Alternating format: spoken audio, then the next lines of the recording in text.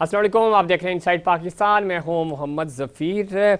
बेनज़ीर भुट्टो शहीद की 16वीं बरसी। मुस्लिम दुनिया की पहली खातून वज़ीर आज़म थीं। गढ़ी खुदाबश में आज जलसे से आज भरपूर जलसा किया गया पाकिस्तान पीपल्स पार्टी की तरफ से, और वहाँ पे बिलावल भुट्टो ने आम इंतखाबात के लिए 10 निकाती मंशूर का ऐलान भी किया। मोहतरमा बेनज़ीर भुट्टो न सिर्फ पाकिस्तान बल्कि बर सग़ीर की चंद बड़ी शख्सियात में से, बड़ी सियासी शख्सियात में उनका शुमार होता था, और मुस्लिम उम्मा की पहली खातून वज़ीर आज़म भी थी।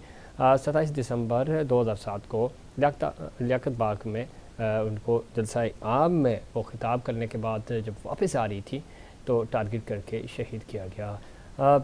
इसमें कोई शक नहीं कि मोहतरमा बेनज़ीर भुट्टो की पाकिस्तान में जमहूरियत के लिए ग्रां कदर खिदमात हैं, और उन खिदमात को आज भी याद किया जाता है, आज भी वो ज़िंदा है। दूसरी तरफ बिलावल भुट्टो ज़रदारी ने कहा जी कि आम इंतखाबात के हवाले से भरपूर तैयारी है हमारी, और वो कहते हैं कि जी एक सियासतदान जेल से निकलने और दूसरा जेल से बचने के लिए इलेक्शन लड़ रहा है। कुछ जमातें किसी और के कंधों पर सियासत कर रही हैं, और साथ ही साथ वो ये भी कह रहे हैं कि हमारी जो इत्तेहादी जमातें थी पिछली, उनको दहशत गर्दी और महंगाई रोकने में कोई दिलचस्पी नहीं थी। बड़ा इल्ज़ाम है, वो पिछले कई दिनों से बार बार मुस्लिम लीग नून को टारगेट भी कर रहे हैं, और इस तरह की बातें भी करते हुए नज़र आ रहे हैं। आसिफ अली ज़रदारी कह रहे हैं कि भुट्टो रेफरेंस की समात शुरू होने पर कह सकता हूँ कि कर्ज उतार दिया। समात तो पहले भी होती रही, और आसिफ अली ज़रदारी साहब ये स्टेटमेंट क्यों दे रहे हैं इसके ऊपर भी प्रोग्राम में आगे चल के बात करेंगे। और मुराद अली शाह कहते हैं कि अब आप जानते हैं कि मुश्किल वक्त में कौन मुल्क को छोड़कर भागा था। पाकिस्तान पीपल्स पार्टी एक बार फिर मुस्लिम लीग नून के ऊपर तनकीद कर रही है, और ये तनकीद पिछले कई दिनों से चल रही थी। अब जो इलेक्शन करीब आता जा रहा है, इसमें तेज़ी भी आ रही है। पाकिस्तान तहरीक इंसाफ को बल्ले का निशान वापस मिल चुका है। इसके ऊपर पाकिस्तान तहरीक इंसाफ ये क्लेम कर रही है कि अब वो 2/3 अक्सरियत हासिल करने में कामयाब हो जाएंगे। पंजाब की जब हम बात करते हैं, इससे पहले राना सनाउल्लाह साहब ने दावा किया था कि 125 यानी 141 में से 125 सीट्स जो है वो मुस्लिम लीग नून जीत रही है। कल उन्होंने ये दावा किया कि पंजाब से हम 100 सीटें जीत रहे हैं। आहिस्ता आहिस्ता यानी 25 नंबर्स का फ़र्क आया। आहिस्ता आहिस्ता फ़र्क ये कम होता जा रहा है। पाकिस्तान तहरीक इंसाफ को अगर फ्री हैंड मिला और इलेक्शंस में गए तो बड़ा सरप्राइज़ होगा दूसरी जमातों के लिए भी।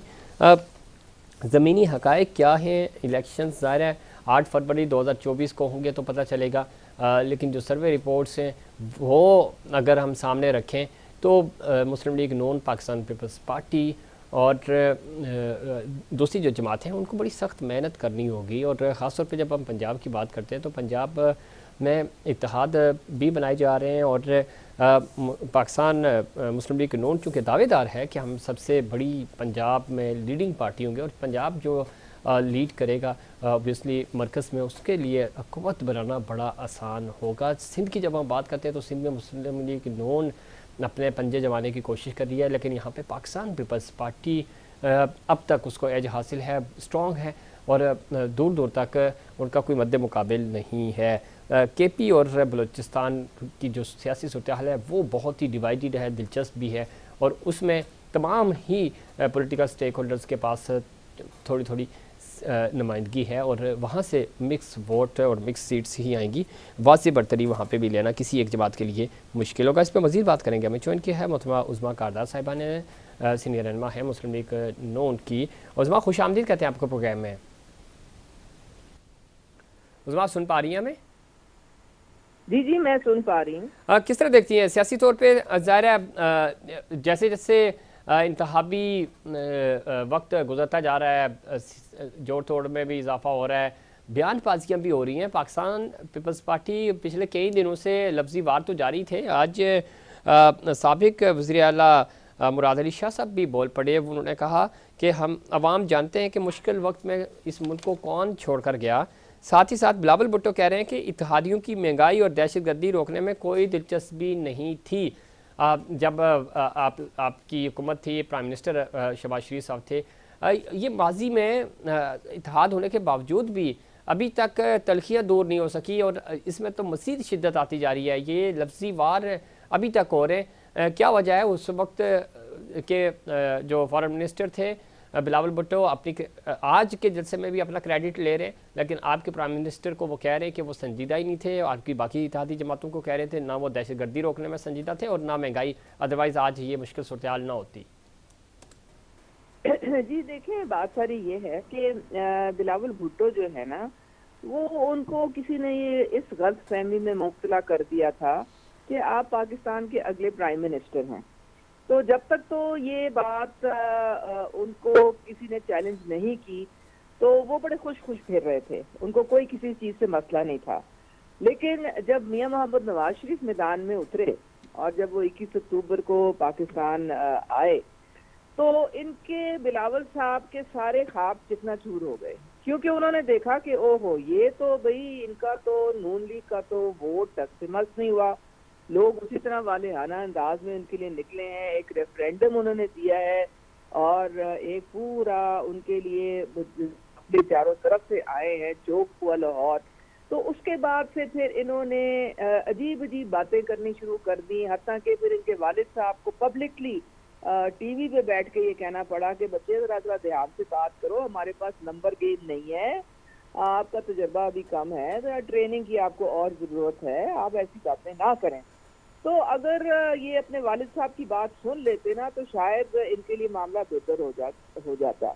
देखें, यहाँ ये पीपल्स पार्टी वो जमात है जो पहले नेशनल पार्टी एक जमाने में होती थी, फिर ये सिमट के सिंध में आ गई। अब तो इनका ये हाल है कि वो सुनने में आ रहा है कि लियारी जो इनका गढ़ होता था, उधर से भी ये भाग रहे हैं, क्योंकि इनको नहीं लग रहा कि ये जीत पाएंगे। और यहाँ से पंजाब से तो वैसे इनका सफाया हो गया है, इनकी जमानतें भी तकरीबन पिछली दफा जब्त हो गई थी, तो इनको ये भी बड़ी तकलीफ है कि हम तो समझ रहे थे कि बहुत सारे लोग हमसे आके जुड़ जाएंगे, लेकिन वो तो सारे नून लीग में चले उस्मा, सिंध की आप बात कर रही है, सिंध में तो Pakistan Peoples Party Karachi division छोड़कर बाकी जगहों पे तो अब तक तो स्ट्रॉन्ग ही है। देखना ही है कि आने वाले दिनों में क्या होगा। जो ग्राउंड रियलिटीज़ हैं, बाकी आपने दुरुस्त कहा कि ये सुकड़ कर सिंध तक आ गई। पंजाब में ये कह रहे हैं कि हम तो अभी सरप्राइज़ देंगे, पंजाब, जनूबी पंजाब, अपर पंजाब और सेंट्रल के कुछ एरियाज़ में वो कह रहे हैं कि हम आपको सरप्राइज़ देंगे।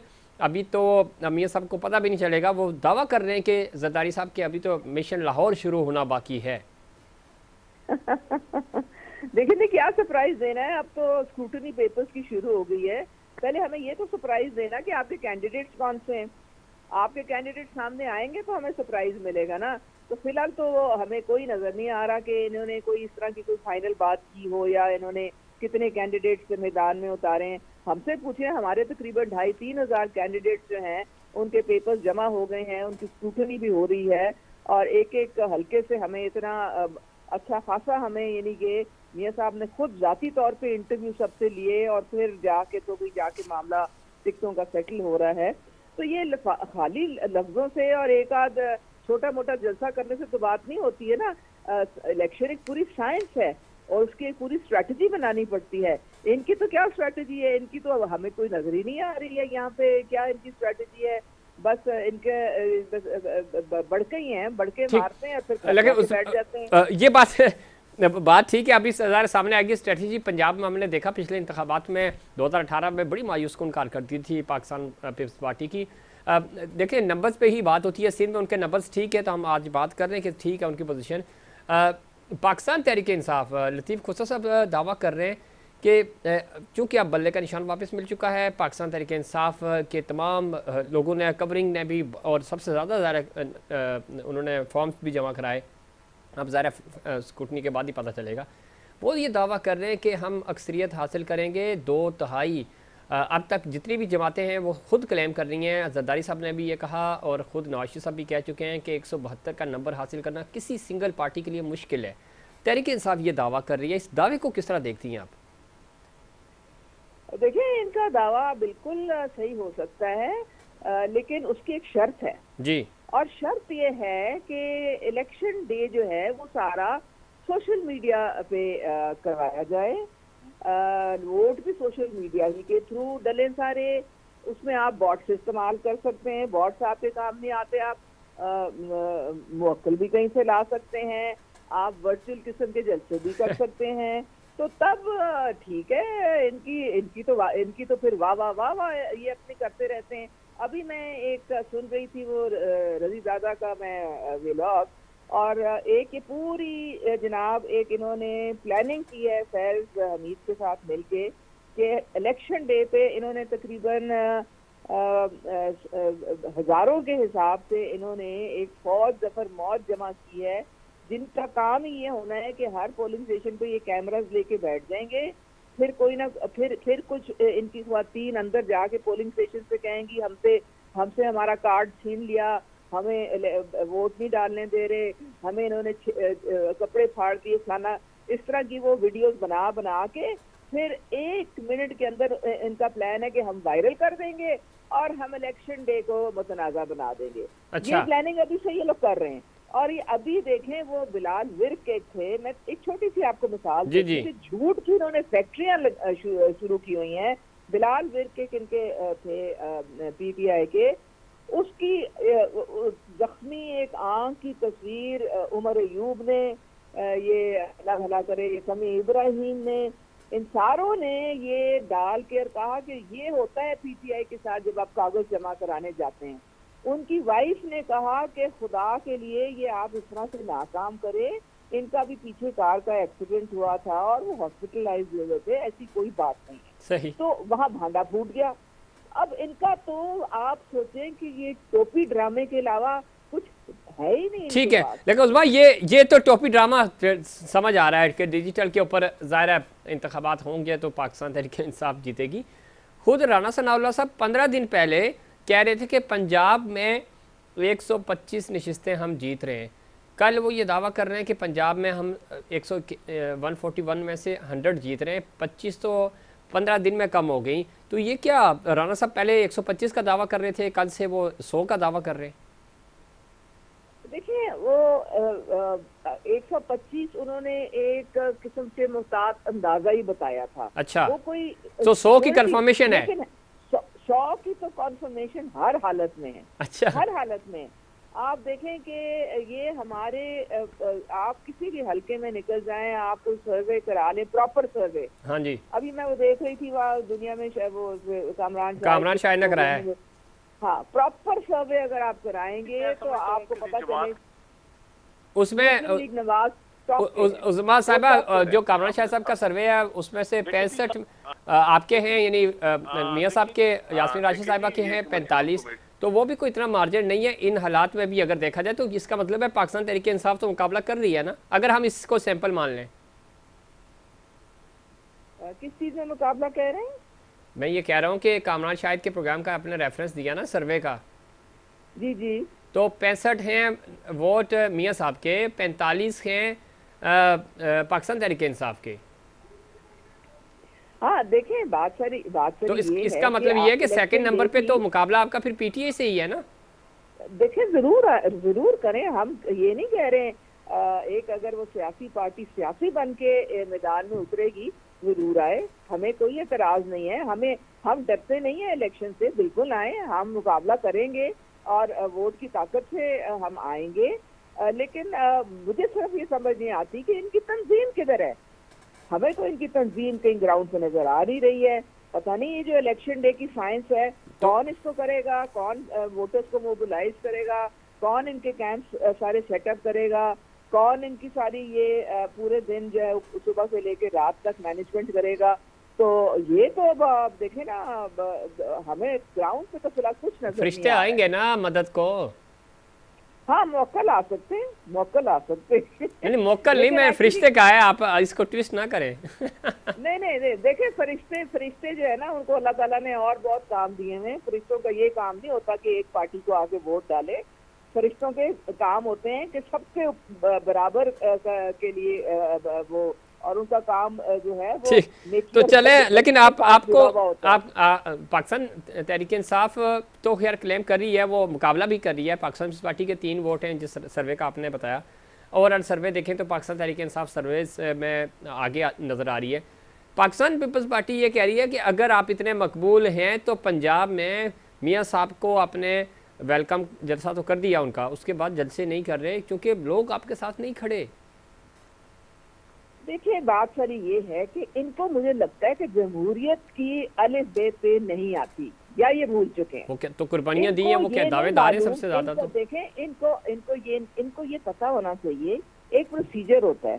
ठीक है, आप पहले कैंडिडेट्स अप्लाई करते हैं, फिर उसके बाद उनके इंटरव्यूज होते हैं, फिर वो कैंडिडेट शॉर्टलिस्ट होते हैं, फिर वो फाइनलाइज होते हैं, और जब फाइनल कैंडिडेट आ जाते हैं हर हल्के में, उसके बाद जलसे जुलूस शुरू होते हैं। इनको क्यों नहीं इस बात की समझ आ रही है? उसके बाद सारा कैंपेन जो है वो मुहिम चलती है। आप हर हल्के में देखेंगे हमारे जलसे जुलूस, और लोगों के साथ हमारे रास्ते जो हैं वो अभी भी हैं, और बल्कि हमारी तो कैंपेन 21 अक्टूबर से शुरू हो चुकी है, पूरी पार्टी मुतहरिक हो चुकी है। लेकिन जब कैंडिडेट देखें ना, अगर आपको पता ही नहीं कि आपके हल्के में किसने लड़ना है, जी तो आप किसके लिए जाके वोट मांगेंगे? ऐसे मतलब है ही, कि कोई अकल का भी तो तकाजा होता है कि नहीं होता है? बिल्कुल ठीक है अब आपने। स्क्रूटिनी जब खत्म होगी 30-31 को, उसके बाद फिर ये जलसे जुलूस ही होंगे।